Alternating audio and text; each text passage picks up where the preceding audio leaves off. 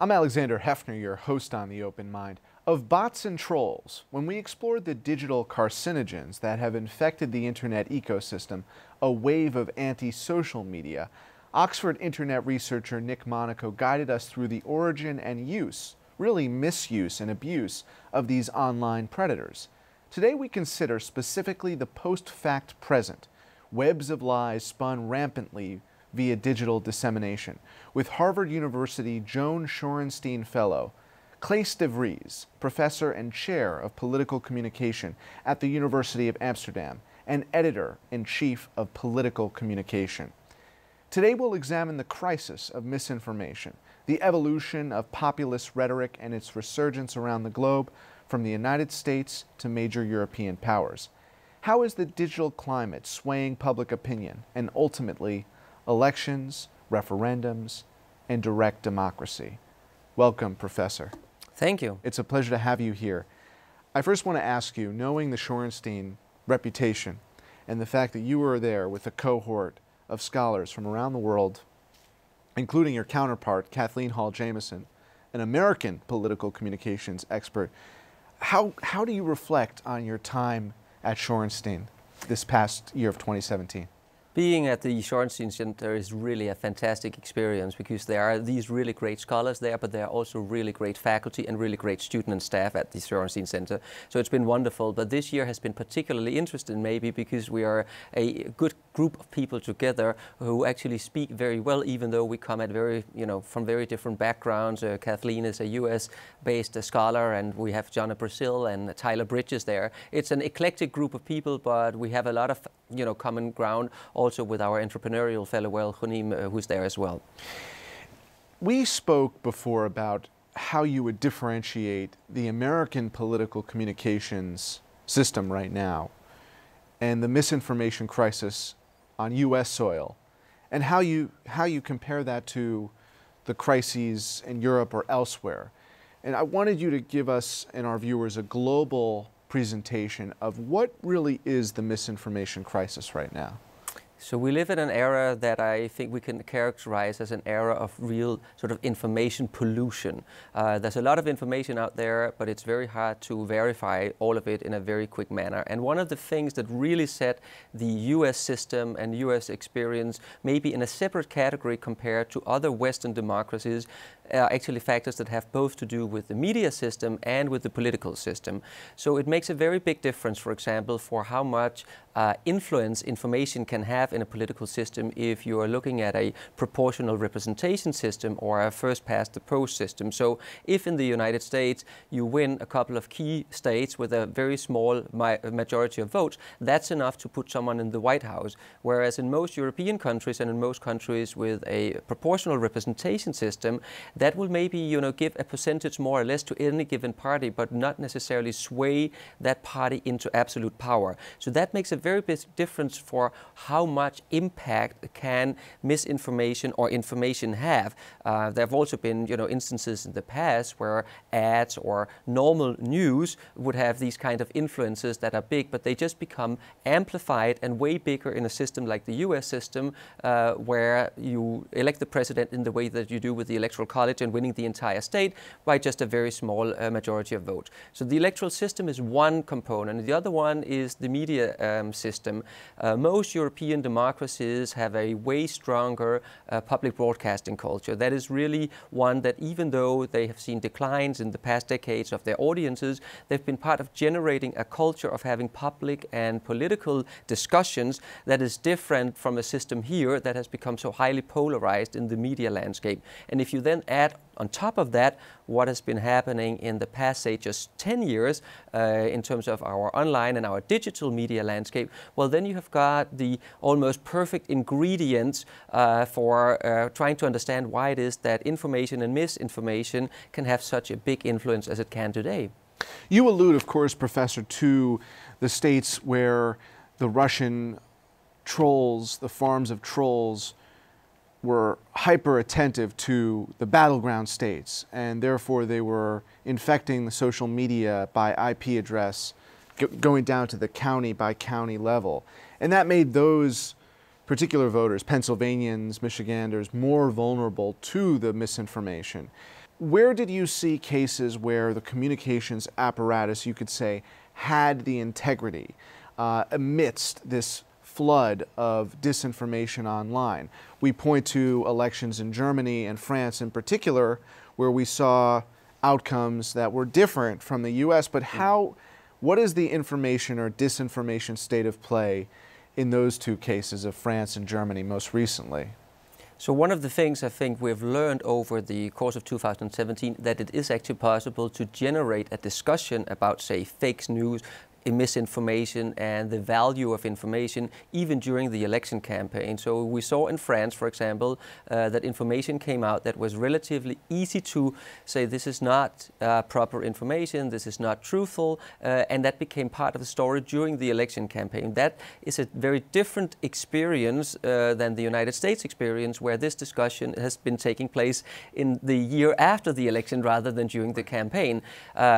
In many of the European cultures, there is maybe a longer tradition for also allowing some kind of interference with the information market.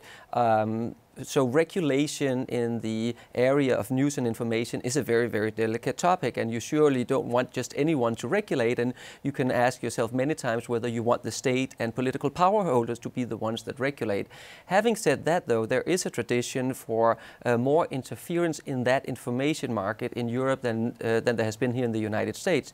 So political advertising, for example, in many countries is either banned or restricted highly. The degree to which you can spread and buy airtime for political parties is restricted. So there are these instances in the past and in current systems which are actually in place that are in some ways, you could say, interferences in what some have deemed to be an imperfect market. Now, the idea of an imperfect market is not a foreign idea to the United States either. There is, you could say, interference in the market when it comes to food safety or how we run energy networks here. So this idea of that you might want to have at least a conversation about how you could encourage some kind of correction to markets, and in this case we're talking about the information market, in order to make it better than it is if it just grows maybe organically and without any kind of interference. That's why you're here. That's why I invited you here, because you have an understanding of, you have to tiptoe around that R word, regulation. When you think of civic parameters as a replacement for the regulatory language, that may be a way in the U.S. to champion the values of integrity in media, to revive those values in the online marketplace. But I think you're so astute to point out that distinction, because there is a corrective course that we have to think long and hard about here. And at the same time, with any system, you use the word interference, that would immediately be rejected here because of what it insinuates, that idea of muzzling the First Amendment protection. So, and yet the Germans and the French are living freely, and you know, they have the protection of free speech, but at the same time they have a strategic set of, you use interference, you could use regulation, but I would just say values, communications values. And I'm wondering if those are being fought back against in France and Germany, or if they are holding up and saying, you know, we are different from the American culture in that we want to have free communications, but safe and sane and fact-based communications. And we're going to incentivize those values as opposed to some of the commercial values that have fueled the misinformation on social media. Yes, so that's a fantastic sort of range of questions almost that you pose here. And one of the things is that this year, 2017, as oddly as it may seem when the year is coming almost to a close, is that there is maybe a opportunity actually for a reappraisal of some very fundamental journalistic values and very fundamental appraisal again for values that have to do with the truthfulness of information. That is almost something that is coming out of this round round of elections and discussions that we maybe did not see coming. And one thing that is interesting is that the discussion about whether or not you can regulate in a market, which in the United States, when it comes to media market and when it comes to the freedom of information and freedom of speech, is so protected, and there's almost this sort of aversion of even having the discussion. That's interesting still if you look at other free democracies that have had these conversations, but maybe seen through different lenses, where some of the ideas have been, well, we need to have a system in which we can protect and enable that ability to speak out, but it's also important that there are institutions in that marketplace, be them through public broadcasting funding, be it through funding to newspapers, that will help you uphold this possibility to have an information ecosystem where truth and valued information is a major part of that system.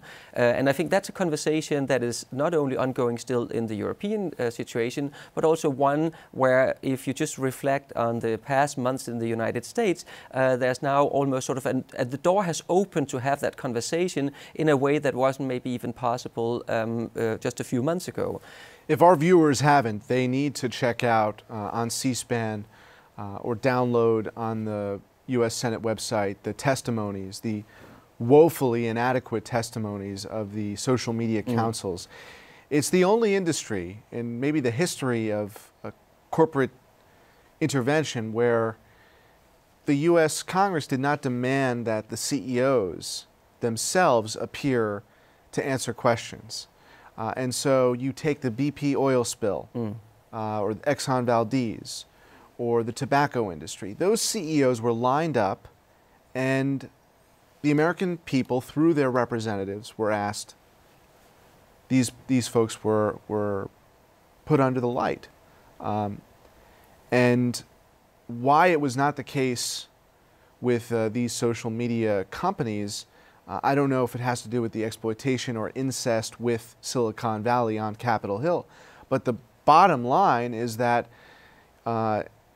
the testimonies, which you can find easily on C-SPAN, demonstrate how, at least from the American perspective, we have not gotten adequate answers to our questions, and there is zero transparency or accountability. So I alert you to, in the audience, to Richard Burr and Mark Wellner and their statements on the Intelligence Committee when they invited the social media folks there. They should have been subpoenaing the CEOs, but the point is that these questions are finally being asked, if not answered, and that's a positive development.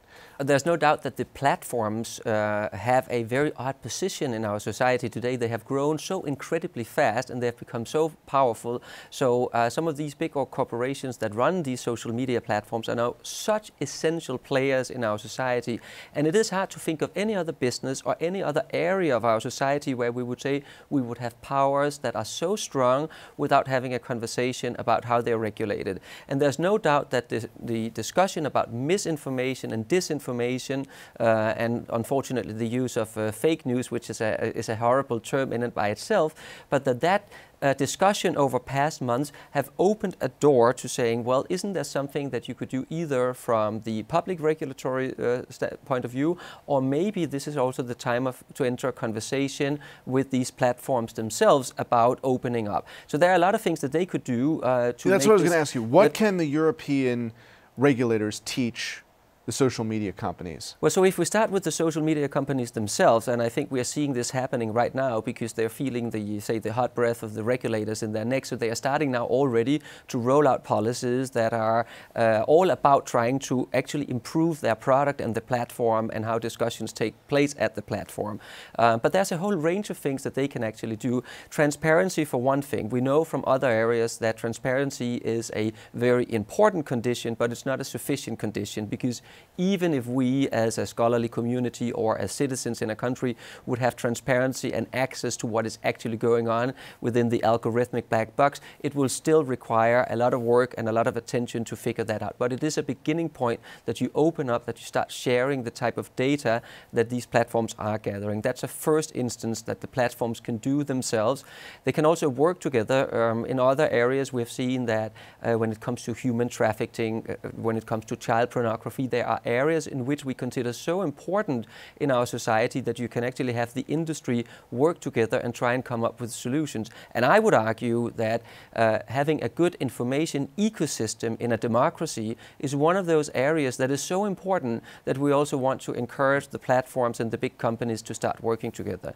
So there's an area of things that they can do even without a situation where we are entering into them being forced to do that. And they might be well advised to take some of those actions by themselves. Well, they can very easily, as Amy Klobuchar, the senator, has proposed, require the ad owners to transparently advertise, disclose if it's an ad being bought by a political action committee or a campaign, the first second of that short YouTube or Facebook video. This was paid by 4X. But the problem, Claes, is that they don't even know who's buying ads still. And during the testimonies, they refused to even acknowledge how many bots and troll farms bought ads versus how many real live human beings and campaigns and political action committees bought ads. Kamala Harris and others interrogated them pretty ferociously on this, and they were supposed to follow up. They haven't followed up yet. Yeah.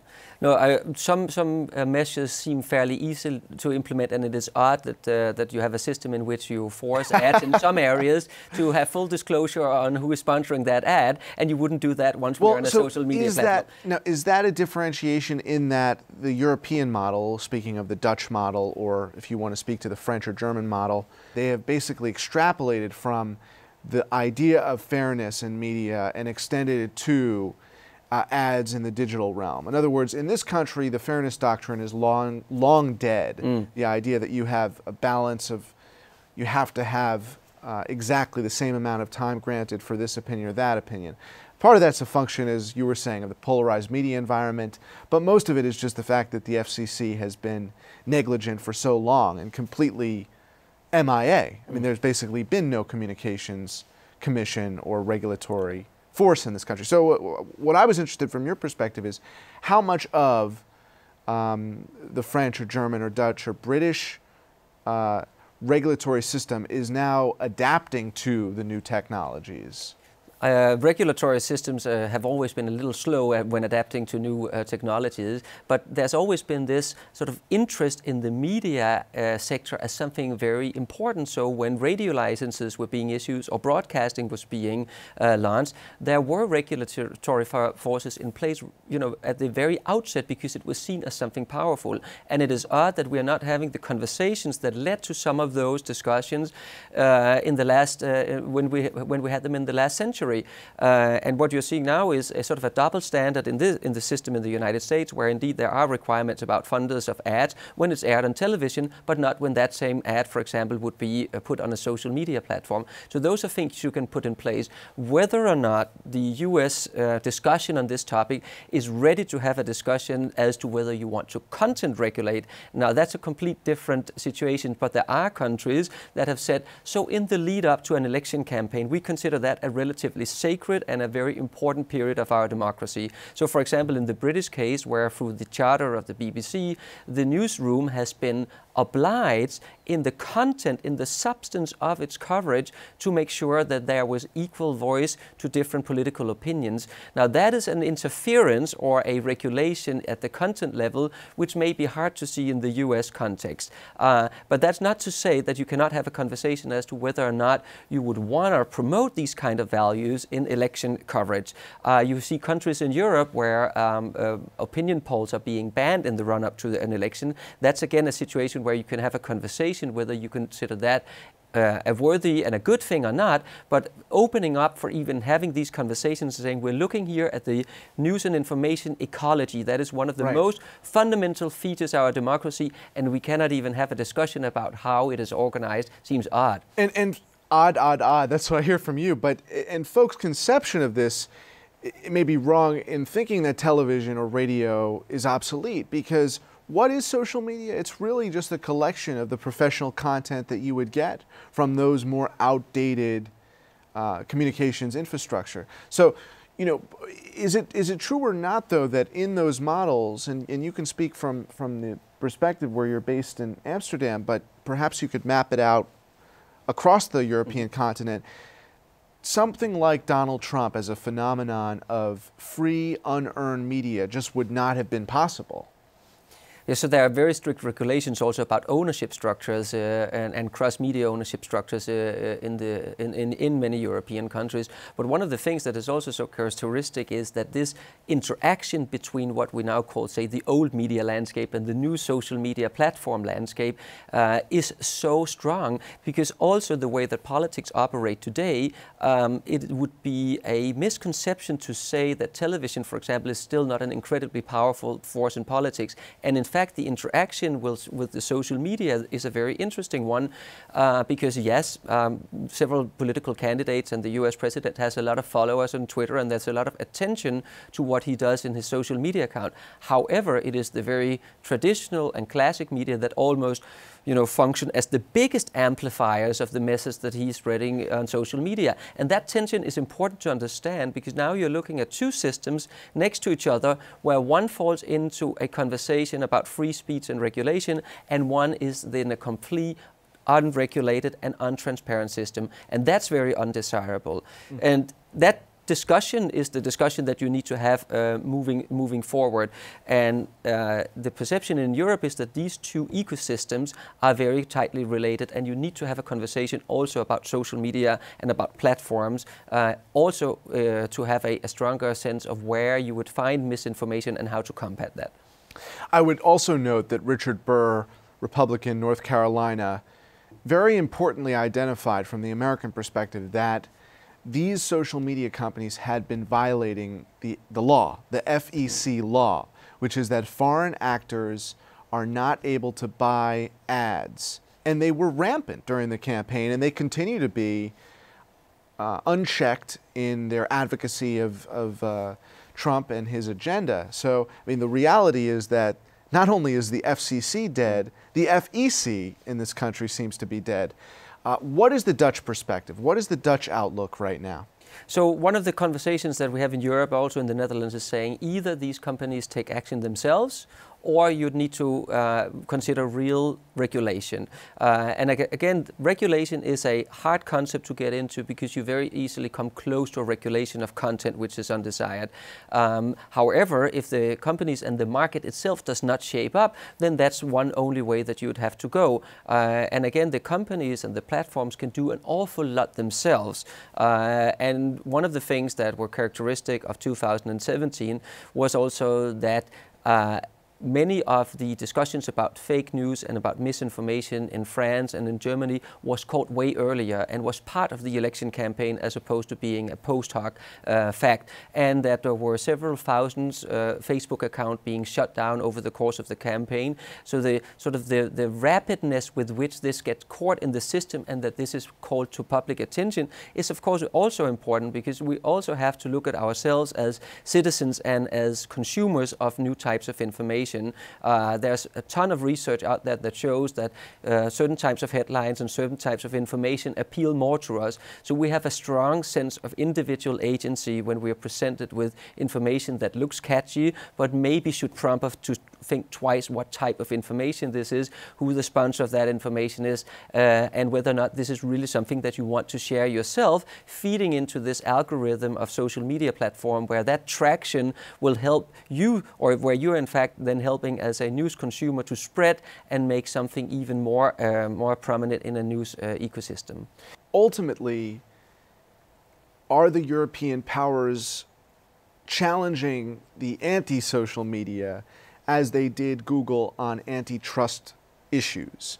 Are they as passionate in defense of facts as they were in defense of busting the monopolies? I can only say one thing, that is that I hope they are as avid and as strong in fighting this one as they are on fighting corporate taxes and industrial sort of monopoly situations, because we're dealing with something that is so essential here. It is essentially the very core of how we organize our democracies. And if they're not willing to fight equally vigilant on that one, then I think we have a very big problem. Claes, thanks so much for being with me today. Wonderful conversation. Thank you. And thanks to you in the audience. I hope you join us again next time for a thoughtful excursion into the world of ideas. Until then, keep an open mind. Please visit the Open Mind website at 13.org/openmind to view this program online or to access over 1,500 other interviews. And do check us out on Twitter and Facebook at Open Mind TV for updates on future programming.